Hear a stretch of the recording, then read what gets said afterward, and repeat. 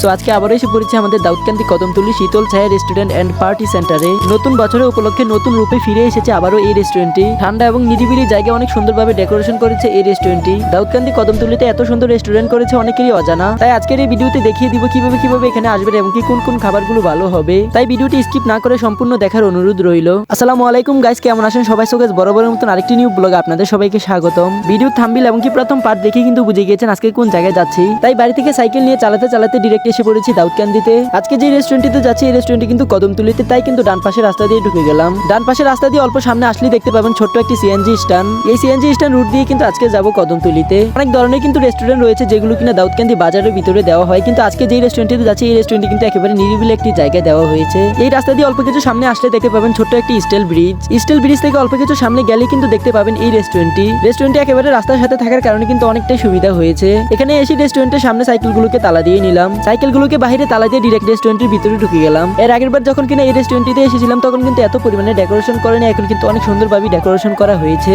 পাশাপাশি এই রেস্টুরেন্টটিতে যখনই কিনা আসি প্রত্যেকবারই কিন্তু অনেক সুন্দরভাবে পরিষ্কার করে রাখে। এছাড়া এই রেস্টুরেন্টের মালিকের কাছ থেকে শুনেছি এখানে সব ধরনের সামাজিক অনুষ্ঠান ও অফিসিয়ালি অনুষ্ঠান করা হয় এবং কি যে কোনো পার্টি ও অনুষ্ঠানে অর্ডার সরবরাহ করা হয়। রেস্টুরেন্টটিতে খাবারের পাশাপাশি প্রত্যেকটা সুবিধা এখানে রয়েছে। অনেক জায়গায় রেস্টুরেন্টগুলো কিচেন যেমন পরিষ্কার থাকে না, কিন্তু এই জায়গার কিচেন কিন্তু অনেক সুন্দরভাবে পরিষ্কার করে রাখে এবং কি এখানে পেয়ে যাবেন ছোট একটি ক্যান্টিন যেখানে কিনা কফিও পাওয়া যায়। রেস্টুরেন্টটিতে অনেক সুন্দরভাবে লাইটিং করার কারণে কিন্তু দিন থেকে রাতের ভিউটা অনেক সুন্দর দেখা যায়। দাউদকান্দিতে কিন্তু অনেক রেস্টুরেন্ট রয়েছে, কিন্তু এই জায়গার মতো কিন্তু কোনো জায়গায় রেস্টুরেন্ট নেই, কারণ অনেক নিরিবিলি একটি জায়গা এবং কি ঠান্ডা বাতাসের একটি জায়গা। সবকিছু মিলিয়ে রেস্টুরেন্টের ভিতরে প্রত্যেকটা জায়গায় কিন্তু অনেক সুন্দর ছিল।